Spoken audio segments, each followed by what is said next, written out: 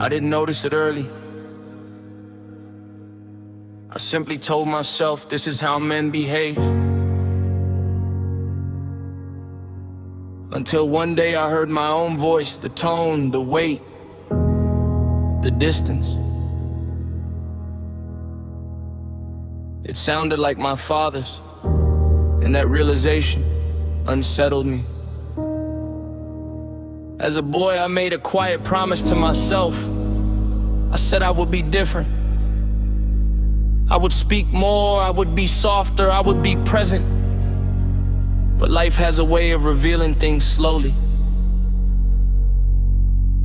Sometimes, what shapes you does not leave you immediately.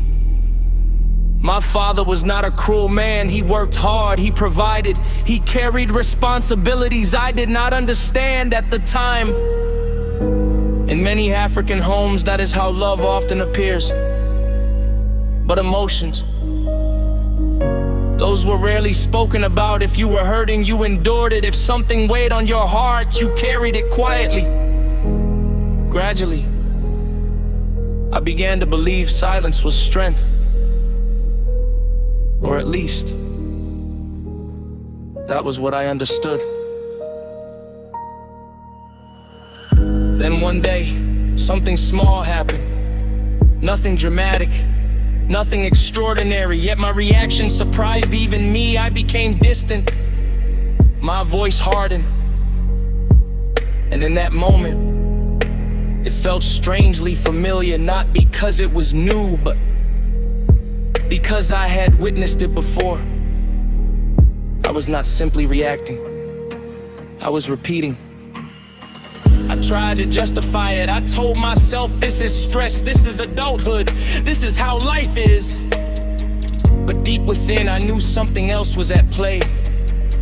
Pain that is not confronted does not disappear.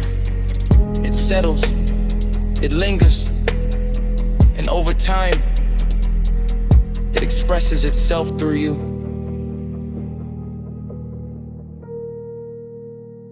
That was when my faith became deeply personal. Not routine, not performance, personal. The kind of faith that compels you to examine yourself honestly. God did not merely ask me to pray. He asked me to reflect, to understand, to forgive, not to reject where I came from, but to grow beyond what I inherited. I came to understand something important.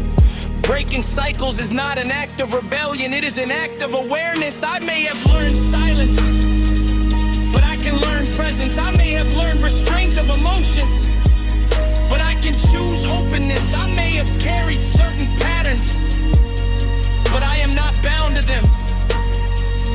If you have ever paused and wondered, how did I begin to behave this way? You are not alone. Awareness is not weakness. It is often the first step toward growth. If this reflection resonated with you, consider subscribing. This channel is a space for honest stories, faith in becoming better,